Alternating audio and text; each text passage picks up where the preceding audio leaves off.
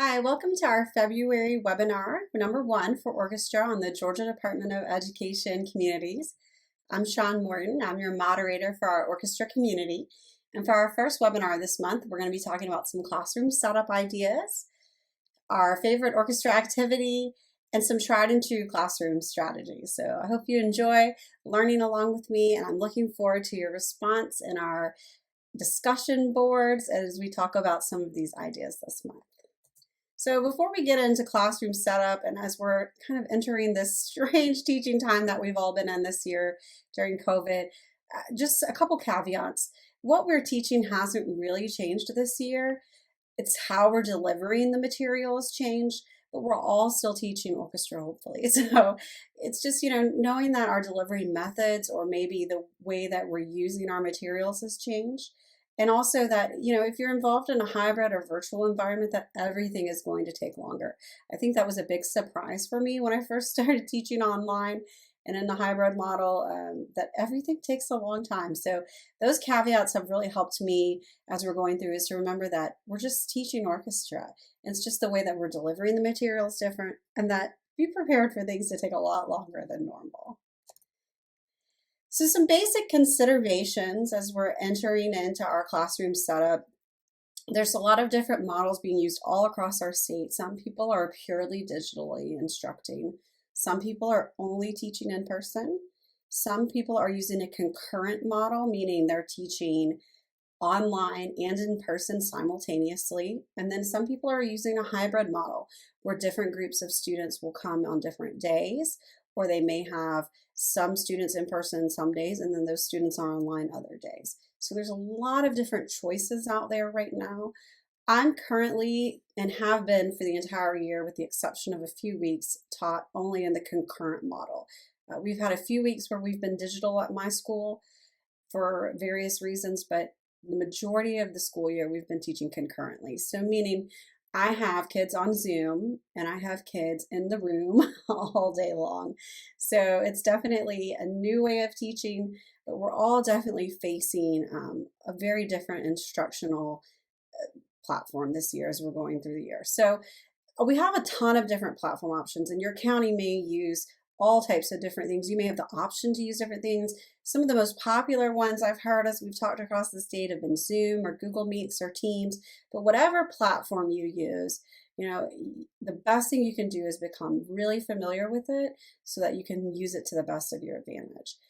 One of the great things about most of these platforms is that it has the ability to pull attendance reports. For me, this has been a lifesaver to not try to take attendance of 60 kids on a digital platform and scroll through all their little faces. It would take me all day. So being able to run a digital attendance report with the amount they were logged in for and when they logged in and when they logged out, and it's time stamped, has been very, very helpful. And all of these platforms, or the majority of platforms that I've heard most people using, and the ones I've mentioned before, have this feature available. So this digital attendance report. Another consideration is no matter what you're doing, whatever platform you're using, whatever digital software or digital platforms or digital ideas you're using, practice your tech beforehand and write it down. I know that sounds silly, but sometimes just having a set of notes, whether it's a set of sticky notes or a notebook, make sure you know how to use your tech. There's nothing worse than getting logged into your digital session and not being able to make the tech work. So definitely go ahead and practice all your tech. Another really important consideration is to lock features. This is something I've learned the hard way, and many of my colleagues have too, is many of these platforms offer students the ability to annotate on the screen. They offer chat functions, and there's many ways that we can lock down these features, meaning you can make it so that the students can only chat with the host of the meeting, you, or that they can only share their screen if you give them permission, or they cannot annotate on your screen. So this will solve a lot of problems and make it a lot easier. And if you're not sure how to make those things happen or how to lock those features, the best thing to do is ask someone close by, or, if you reach out to me, I'm glad to help you or put you in touch with somebody that can definitely help you. So locking features has definitely been a big plus, is learning how to use those. In addition, any kind of shortcuts that are offered. For example, in the platform that we're using, Alt-M mutes everybody. So if someone's microphone comes on and they don't mean it to, like their cat walks across their keyboard, I can Alt-M and it quickly mutes everyone. There's also shortcuts to turn off all the cameras, etc., etc. So being able to utilize your features and know the shortcuts and have maybe those close by at hand while you're teaching can really help make your experience and the student's experience much cleaner and just a much more streamlined process. I've also found that either having a paper lesson planning book or a digital lesson planning app is very, very helpful. With 5 classes that I'm teaching every day, because we see our students every day on my schedule, and I know there's a variety of schedules, and especially if you're on a block or you see students on some sort of modified hybrid schedule, it can be very difficult to keep up with what you've done with what class. Many of us teach singletons all day, so every class is different and is doing different things based on their performance level. If you're a high school teacher or if you're a middle school teacher, based on grade level. So for me, my lesson plan book has become my live, breathe, and dive. I actually use the paper lesson plan book because for me, it's easy to have it next to my computer and my second monitor and write my notes in as I'm going. So my lesson plan book allows me to, by period, write what we did that day, what I want to make sure we get caught up on tomorrow, or if we didn't get to something, or if I notice something, I can jot quick notes in there. Or like if we're in Zoom and I call on Billy Bob and Billy Bob doesn't answer, I can write myself a note, hey, didn't see Billy Bob, contact parent. So it just gives me a quick space to write notes per class period so that I'm sure I can go back and remember what happened. Because definitely in this digital environment that many of us are working in this year, it's really hard to keep up with what happened each period and was that first period or fifth period, all of those digital platform periods start to run together. So it definitely has been helpful for me to have some sort of a lesson planning book to really write down what happened that day. So some sound and video considerations. Many of our digital platforms have improved greatly over the course of the pandemic. Definitely one of the biggest transitions we've seen is a movement towards better quality of sound. Some of the platforms offer a feature called high fidelity sound setting.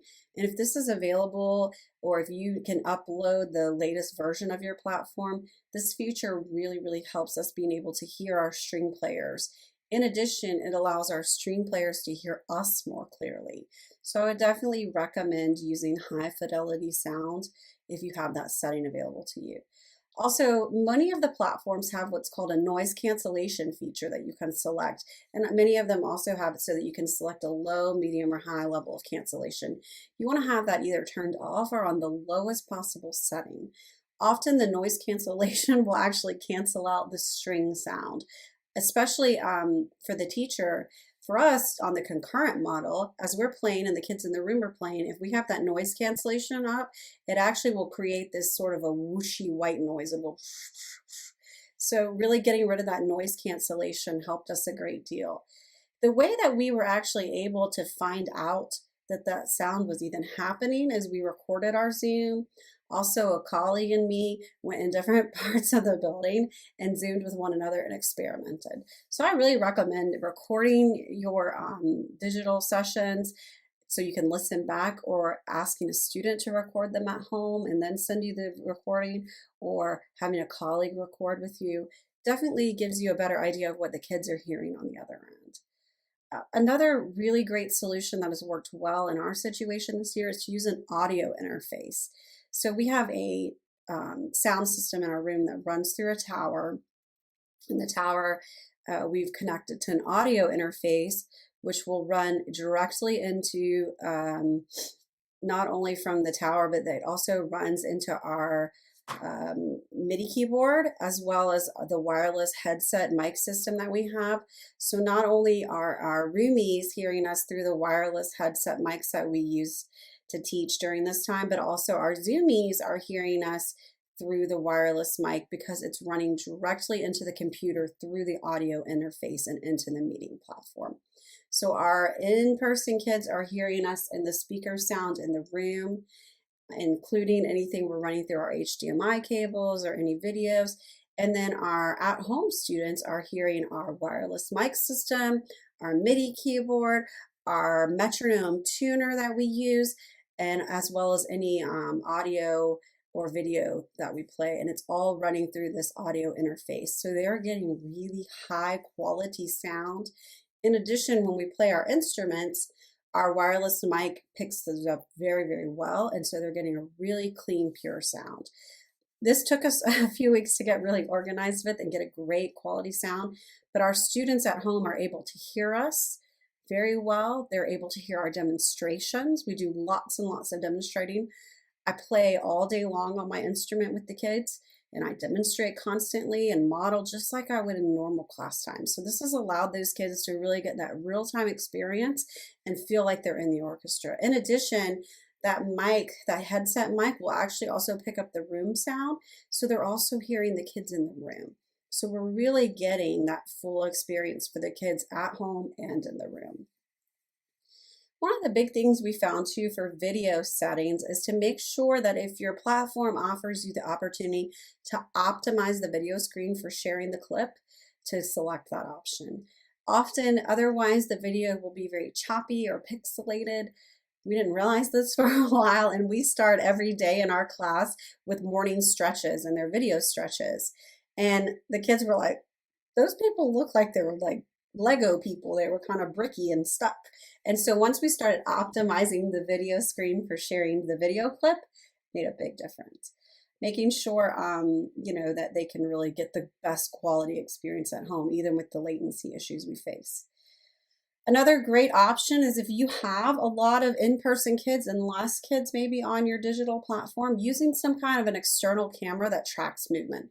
There are many options on the market. A good point person at your school, maybe your media specialist, to help you figure out what kind of device you need, or I'm glad to help you too if you want to contact me, but they make lots of external cameras that will actually track your movement. And so you basically wear a wearable device around your neck and the camera will track you. So maybe if you have fewer kids in the Zoom and you're more able to be mobile during class time, then it may be beneficial to have an external camera that will track your movement. And that way the kids can really see what you're doing at all times. Another thing that has been exceptionally helpful this year, because at my school, we're only about 30% in person, about 70% are online. And in my program particularly, only about 20 to 25% are in person. And so even more are online in my program. So having a second monitor has been an amazing addition. It has made it so easy to have my presentation screen on my main laptop and then all my Zoomies, or as my co-teacher likes to call them, his homies, on the second monitor. So I can see all my kids on the second monitor, but still have my content available. Also, if your classroom maybe has the projection system, you can use that as a second monitor, so you can have your content up there and your kids on your screen. But you can actually even use the second monitor and the projection as a third screen.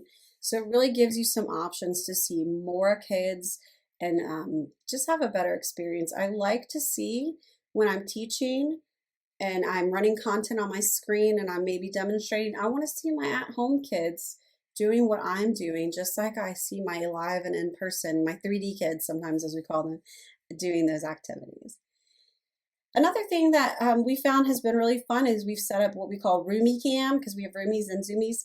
And for Roomie Cam, I log into the platform with a second device that has a camera, and I set it up high on a music stand and face it out so they can see their friends in class, just like we can sometimes drag the view of the students at home, and they can all wave to each other, and it just gives them a little more feeling of like they're all together a little bit.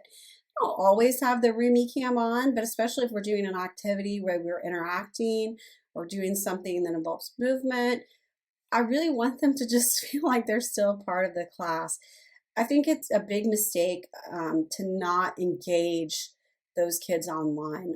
For us, especially with so many kids online, it's really important that those kids still feel a part of the program. I don't want them to get to the end of the year and feel like they've been left behind. So some more sound and video considerations. If you don't have some kind of sound system in your room, a really inexpensive fix is to get a plug and play external mic. There's many choices on the market that you can get online or through your local store. It's just a USB plug and play mic. Most of them have three settings, and I did not know much about sound and video before this year. So I've learned some things. So usually the setting one is what's called a cardioid function, which is where the front of the mic is picking up the sound and only the front.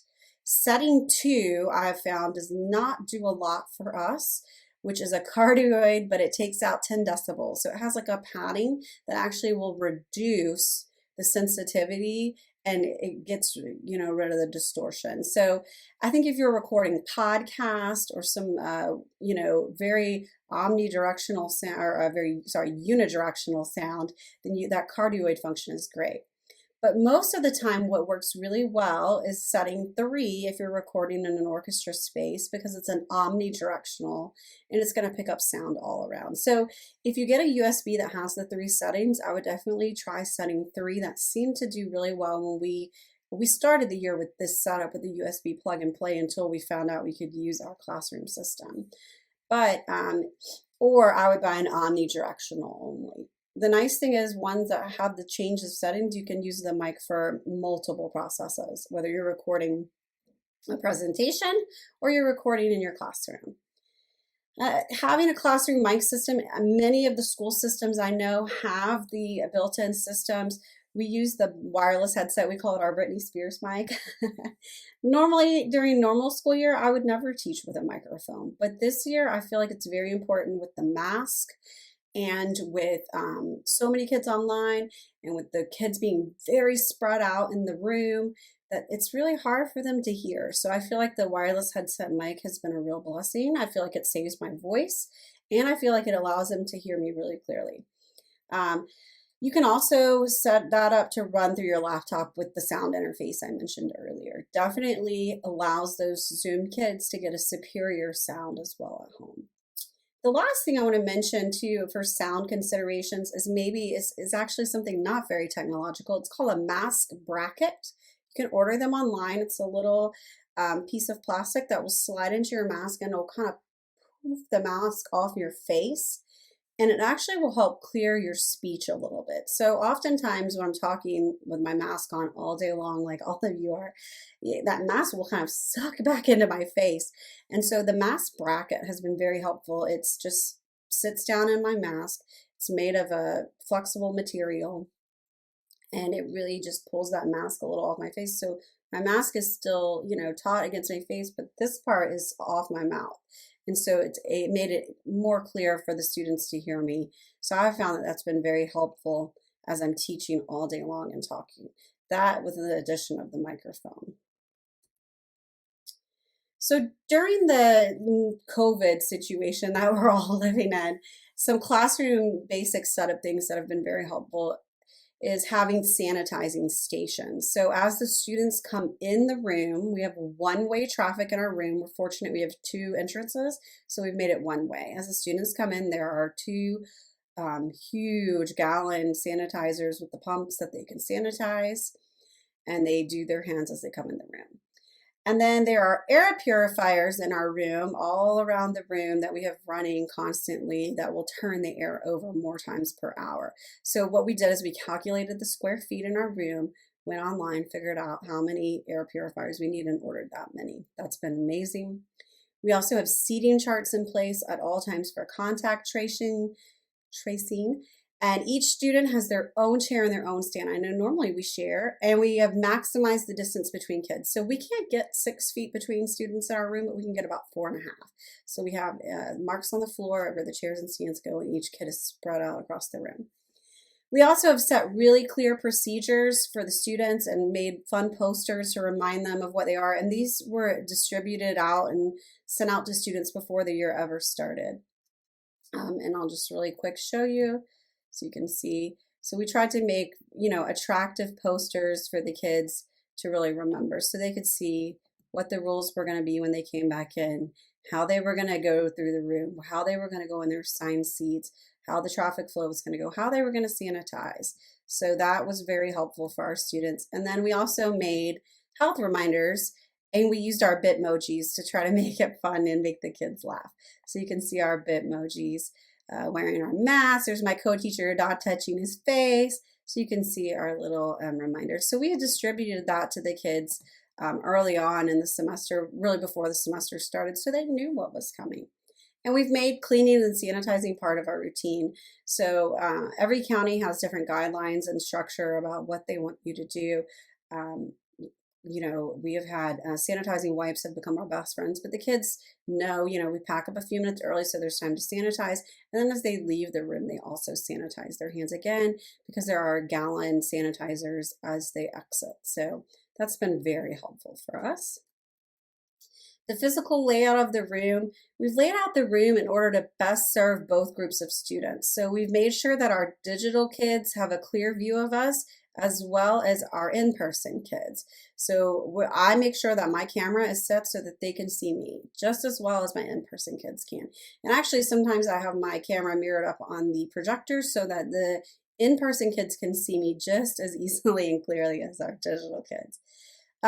Something that many of my colleagues have done is they've flipped their room around if they have a projector so that they have their at-home students up on the screen and they're behind the kids that are in the room, so they feel like they have all their kids that they're looking at once. So if that's something you're interested in, that might be a good solution. We've had students who are at schools where they have large numbers of in-person. They've separated where they store students' personal instruments to kind of help reduce them all going into one location and kind of crowding up. So you have some different options, thinking about the physical layout just based on your space. So you can see this is my setup. It's kind of messy there, sorry. You can see I have my laptop, I have my second monitor, and you can see I have my iPad Pro up on the music stand there. That's my Roomie Cam. That's what I use for Roomie Cam. I have my headset mic, my huge teacher planner, my violin, some Clorox wipes, a Diet Coke, very essential. And then you can actually see in the background how we have the chairs spread out and one to a stand. So it kind of gives you a good idea of our setup. And there's my colleague, Dr. Lemons. And you can see the audio interface there in the bottom left corner. That's running over to the keyboard, and it runs right into his computer.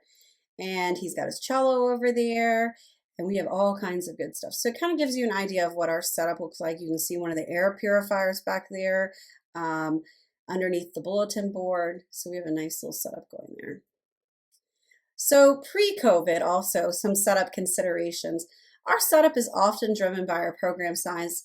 Many of us have different program sizes. I have a large program, and so one of the things that's helped us is we have some pretty large classes. Our classes can be over 80. So our violins have often set in what we call an antiphonal seating, meaning the violins are facing each other. So the first violins are on the left and the second violins are on the right, and they're facing each other.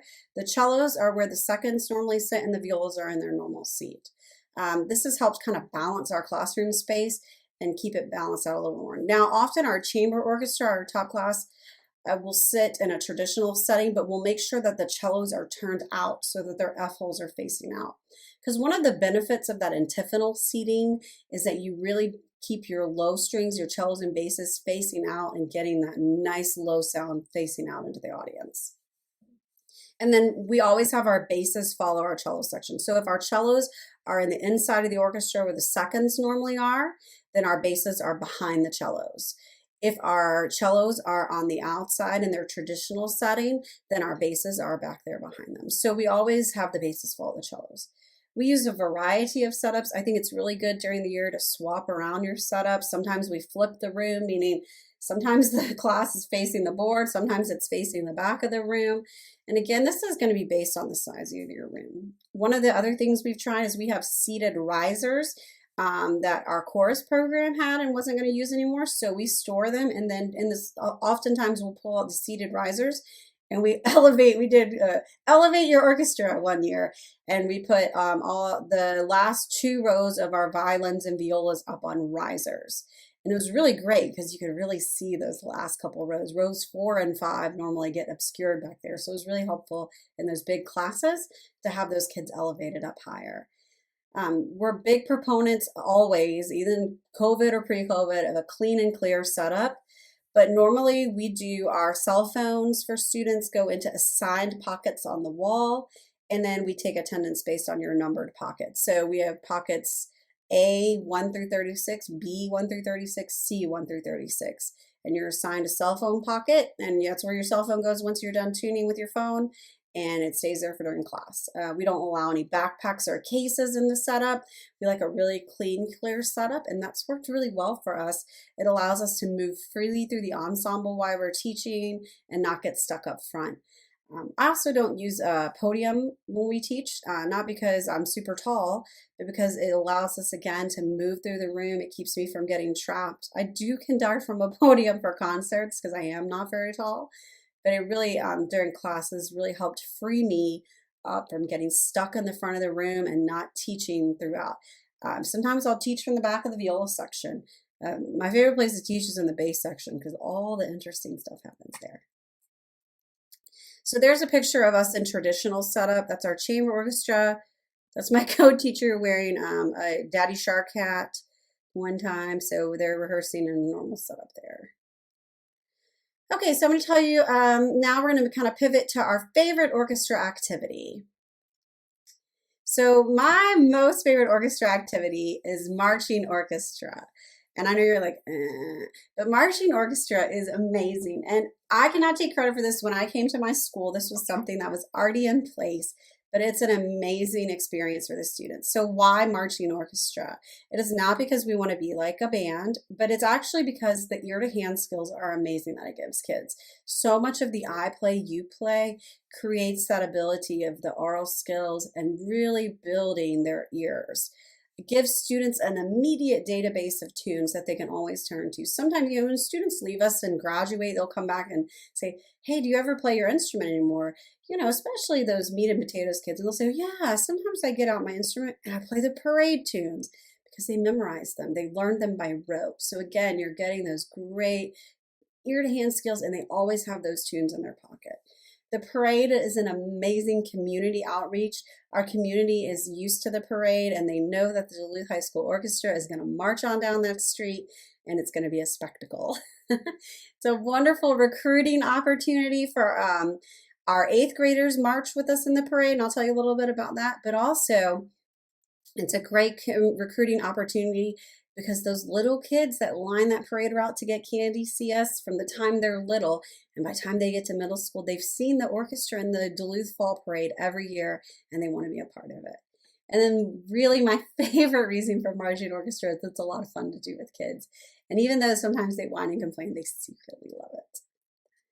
So how to start marching orchestra? Marching orchestra is not hard. It seems like it would be, but it's not.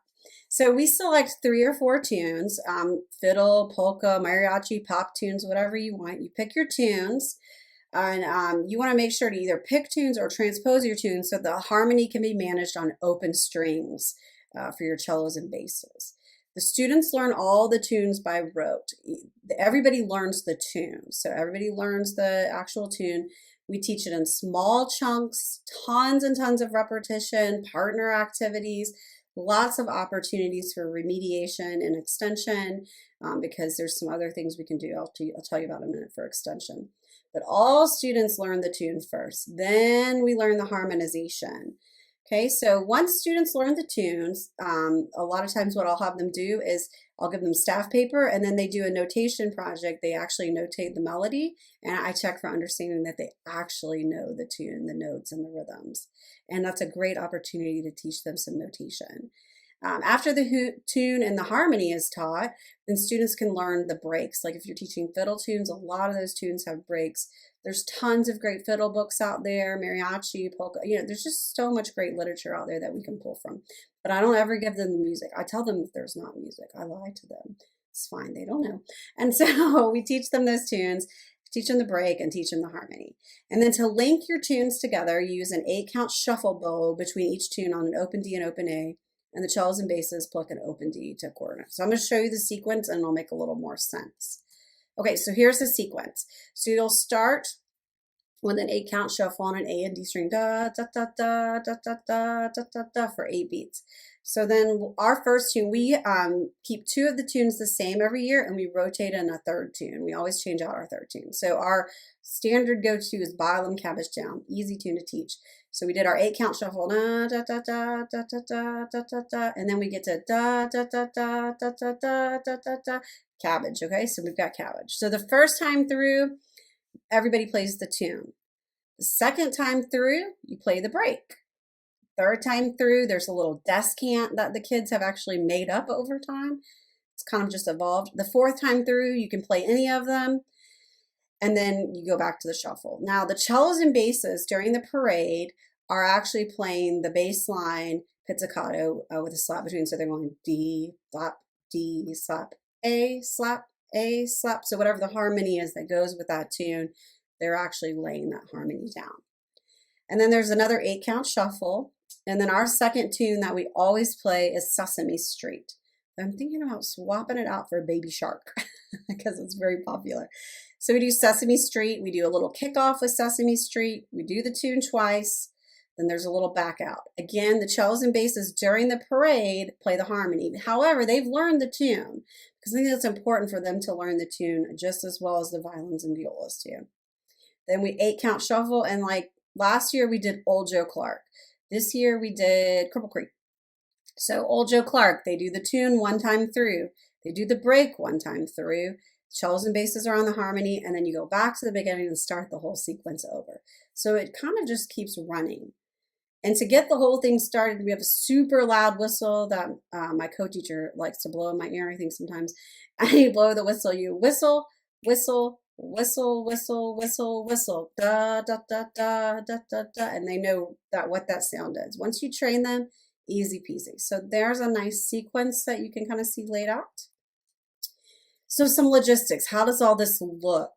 So instrument setup for cellos and basses. We have found that you can either use men's belts, but what we really found works best is to take guitar straps, run them under the neck, zip tie them, the 2 sides together, and it makes a great cello strap. You know, they make those really expensive cello straps, but they're like $100 and something. So those guitar straps have been amazing. For basses, we take walking carts that you use for golf, and we attach them with bungee cords to the base. And it's always 2 brains per bass. One bass player pushes the cart and the other one does the plucking, and then they swap halfway through the parade. We always music first, teach all the music first, and then march later. We do some pre-marching in the classroom, meaning we kind of walk around the room and play, or we let them kind of just play the tune and wander around the room while they're playing, just to kind of get them used to playing and walking. The first day that we go outside to practice our marching, it takes some time. They kind of look like a bunch of ants running around, but we line up and then we go through the procedure. Teach them the lingo. We line them up 8 across. That's what works well for us. We talk about covering down. Often we'll have some of our ROTC kids help us out and talk to them about how to walk. And we do not teach them any of the slide step or any of the fancy marching stuff, but we just teach them how to not fall down. And then the day before the parade, we always confirm that we have parent volunteers ready to come help us get our balloons blown up, to have snacks ready, waters ready, signage ready. We have seniors that sign up to dress in our cow costumes. That's a whole other story. And hand out candy in the parade. We have a pickup truck, or not, but we always have a pickup truck, and me and my co-teacher actually stand in the back of the truck and play and lead from the truck. So it's really fun. And then on the day of the parade, showtime, it's parade day, we take balloons and blow them up with helium and have rhythm, and we tie a balloon on everybody's instrument. So it's kind of this mass sea of balloons coming down the road. We have seniors handing out candy along the route. And then we definitely always have water and snacks for the kids. Kids will do almost anything as long as you feed them. So just some logistics there. And here's some pictures of our parade. You can see this is several different years here. There's some cow balloons from a couple years ago. Some of our seniors in their cow costumes. We are not the cows at my school, but our fundraiser is Cow Patty Bingo. So the orchestra is big on cows. You can see us warming up in the classroom. Our 8th grade marches with us, so we go down and teach our 8th graders all the tunes, which is awesome, and they come and play along with us. You can see our banner. I always take a selfie with the kids. It's like a tradition. Here's some of our seniors. They get to carry the banner. You can see my co-teacher back there in his humongous hat. So they get really excited. They march in front with the banner and the cows, and they hand out candy. And then I'm going to show you one of the benefits of this. So a couple things. The first video I'm going to show you there on the left is we were asked to come down and do a flash mob in downtown Duluth. Well, how are you going to do a flash mob with a bunch of kids? Well, the easiest thing to do is we always have the parade music ready. And so we took a group of kids down there and we were able to do a flash mob because all the kids knew the parade music. So the first video I'm going to show you is them just doing a quick flash mob. And I'm just going to show you a short snippet. All right, and then the second video here on the right, well, it's mine, right? Or probably yours too if you're looking at the screen, is going to be us warming up in the orchestra room. So you can see a lot of our middle schoolers there in the purple shirts warming up with us. And you see it's quite a sea of kids in the room. But we're warming up and the kids are excited. And you see it's a lot of people, it's a lot of crazy, but it's really fun and it makes for a great recruiting opportunity for your students. All right, finally, we're going to talk about a few tried and true orchestra strategies that have worked in the classroom, and hopefully these will be helpful for you. So, classroom management strategies that I've found and that have been useful for us or that have helped sanity-wise is really making sure even this year is greeting students at the door or as they come into your online platform. Saying their name as they turn on their camera. Hey, Chris, how are you? How's it going? Oh, I like your cat. Oh, look at your little brother running around in the background. And as they're coming in their room saying, hey, how's it going? They're carrying their tennis bag. Hey, how was tennis practice? Really taking the time to talk to them, using their name, I think is really important, especially this year, as many of them, we're all wearing masks and, it creates this culture of a little bit of uncertainty because we can't see each other smile. And so greeting students, I think, is a great way to build classroom management because you're building trust with them and getting to know them. Another strategy that works really well for us is rotating seating.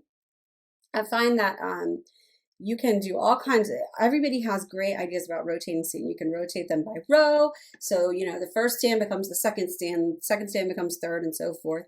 One of the things I really like that I saw online is using Excel and using a random seating, random function in the Excel program to create a random seating, and you can mix it around really easily. So there's some really cool ideas online about how to use Excel to create random seating for your students, which I really like. I think it's good for them to sit with new people, to not get stuck always in the same part of the room. Sometimes it's great to put the worst players in the front so you can help them along. Obviously, as we get really close to the concert, then we make adjustments that are appropriate so that the seating works best for the group. But definitely during rehearsal, I think it's so great to rotate that seating and get to see all the kids. And I think it helps them kind of clue in because they don't ever quite know where they're going to end up. Another good strategy is using a non-competitive seating model. I know every school is different and what may work with your population may be different, but for our students, and we have very competitive students, we have a very competitive top orchestra, but we have encouraged them to be competitive outside of school, meaning there's many opportunities for them to compete with their fellow musicians in outside ensembles. We have made it so that our orchestra program is not about competition, that we want to promote an environment of family. We want to promote an environment where we support one another, where we're not dealing with chair challenges, and really that feeding that monster that can become very negative. We have done those things and it can create, students may want to practice more and it can also tear students apart if you're not careful. So we have found for us, one of our best strategies is to not be competitive and to actually encourage kids to work together, to lead from wherever they sit in the orchestra, and to take that competition outside of the orchestra and really to compete as an orchestra instead of with one another. And so I think that has really helped our program feel more family oriented. It's made our top group extremely close and has helped kind of get rid of that element of competition. They're going to compete in so many other areas in their lives. I think during the school day, they don't need to compete with their colleagues in their class. Another important management strategy for me has been pacing. Students often will keep up with you pretty well and will stay with you as long as you keep the material moving. This is extremely tricky to me as we're in this digital environment because the pacing has to be adjusted for the online platform. But I think it's really helpful if you can keep your pace moving quickly. Obviously, again, you have to adjust based on the platforms that you're using. If you're all in person, it's going to be a different pacing than if you're online. But keeping the activities changing, keeping it fresh, not doing the same thing every week, not being predictable, swapping out the activity often, I think really helps. I try to block my time a little bit in 10-minute increments and no more than that or even less. Obviously, we all get stuck working on something, or sometimes we have to dig into a spot in the music for a long period of time. But I really try to change the activity a lot. I also try not to get stuck on working with one section for more than a couple minutes because then you lose everybody. So I always try to give the other sections something to be working on while I'm working with one section. So really thinking about your pacing, I think, makes for the best classroom management and allows for kids not to get distracted. I think a clean and clear setup is key to good classroom management. Not having extra stuff in, not having access to stuff. I know some people's classrooms are really small and they don't have this option, but if you can get the backpacks, the cases and stuff out of your setup, really frees you to get around to the students. In addition, not allowing phones in the rehearsal has been a life changer for us. Last year when we moved to having the phones in the pockets on the wall, I think it really helped the kids separate from that device. They have it glued to them 24/7. And we want the students to use their phone for a tuner. Sometimes we want them to use it for something, we allow them to go get it. But in general, having those phones out of the setup. And once they realized that everybody was going to have their phone put away, I don't have my phone out, my co-teacher doesn't have his phone out, and nobody else in the room does. They just had to know that they're going to separate from that device for 50 minutes every day. And, I think some of them felt freed up by that. Obviously, some of them were a little stressed about it. If they didn't have a phone, then we knew who didn't have a phone. We had a nice chart. And actually, we used that cell phone to take attendance. So I would look at the wall pockets. If B7 was missing, I had a chart. I know who B7 is. And then I would double check around the room. And if they're not there, they're absent, because their phone's on the pocket. Now, if they forgot their phone, then they knew to come see me, etc. But that really has helped us manage our classroom better, get rid of the phone distraction. I'm not worried about taking up phones. I'm not worried about getting in power struggle with kids for phones. Is really helpful. Another management strategy that's been helpful is to have a countdown timer. We have very long transitions at the high school because we have 6 separate buildings, 2 gyms, and a field house. So it's a very spread out campus. So having a daily countdown timer. Once the bell rings after the long transition, turn on a countdown timer, slide, and let it count down. They have 3 minutes to unpack, be in their seats, and be tuned. Plenty of time because they've already had an 8-minute transition. This year, they have 15-minute transition. So definitely really long transitions. The countdown timer helps just get them organized, get in their seat, and ready to go. Also, having a daily slide deck available for students or even putting on the board what to expect. Students like predictability, and I find that it helps keep me on track too, to know what I'm planning to get done, and it reminds me to do the announcements that need to be done, and it reminds them all the things that they need to be turning. Like if everyone needs to turn in a permission slip, that slide's running over and over so they don't forget. So having a daily slide deck available is very helpful, or putting it on the board. Another great tip that I'm sure we stole from someone on Facebook or in some social media platform for orchestra teachers is we hot glue our rosin on the wall, except for bass rosin because it's too sticky and it'll melt. But for violin, viola, cello rosin, we take the wooden cakes, we hot glue it on the back, and we stick it on the wall. And then they just go up to the wall in rosin. This has been amazing because we don't have any more cracked rosin on our floor, and we have a hard surface floor in our room, so we had a lot of broken rosin. The students aren't asking to borrow rosin, aren't coming in our office looking for rosin, blah, blah, blah, blah, blah. They just walk up to the wall, rosin, rosin, rosin, and they're gone. Really, really quick, really easy. And then when it runs out, we take a hammer, knock the rosin off the wall, hot glue up another thing of rosin. So we have a couple rosin stations around the room, hot glue rosin on the wall. Highly recommend. For bases, they actually have their own little locations for where they keep their rosin, and they're the only ones that use base rosin. Tuning apps, I think, have been a lifesaver. Our students have become very independent with tuning, well, especially this year. But even before, they had become very independent with tuning by using free tuning apps. There's tons of free apps out there, and there's free online apps now. But really using tuning apps has made them independent tuners where they're not following me around with their violin wanting me to tune it. Obviously, if they're having a major problem, I'd rather them bring it to me. But daily tuning, they have become much more confident in their tuning because they can just pull out their phone, tune it, and then we'll put their phone in the pocket. Another great classroom management strategy, and I find the smaller your classroom, the more valuable this is to just have a place for everything. Students need to know exactly where they turn in money.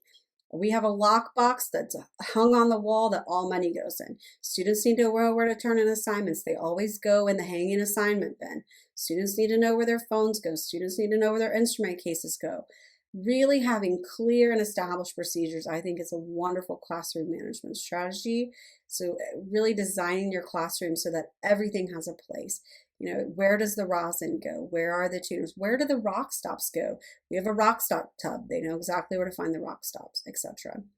And then last but not least, so music binders have become a lifesaver for me since I started teaching. Probably about my second or third year of teaching, I really got tired of kids losing their music, blah, blah, blah. I thought I was going to teach kids to be responsible. Really, all I taught them to do was lose their music and then make me fix it. And so, you know, and I tried all the things, but I really found to save my sanity and my time that every class has a stand, you know, with the binder on it, and in the binder, every class has a divider. So first period has a divider and all the music is in there. Second period has a divider, all the music is in there. And that binder is numbered and it lives on that stand. And so that binder does not leave the room. Students get practice copies of their music to keep at home. They also have access online to practice copies through their online platform. But having those music binders that live in the classroom, that never leave, that the music never disappears, has been amazing. I never make copies of music after the music is put into the binder, unless something weird happens.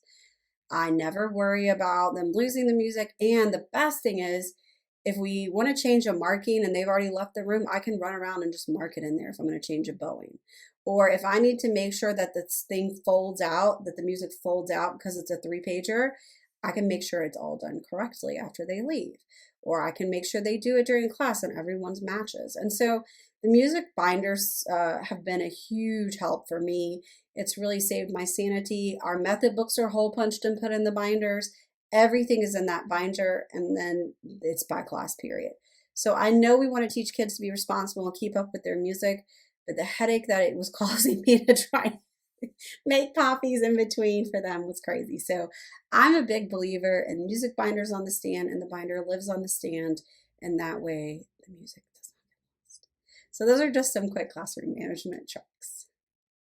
So in conclusion, there's our information for Georgia Department of Education. Please share with your friends and let them know about this great online platform in the Georgia Department of Education Fine Arts communities and our orchestra communities. And I'm looking forward to interacting with you all and hearing all of your great ideas and strategies, your favorite lesson plans, and hearing about your online setups.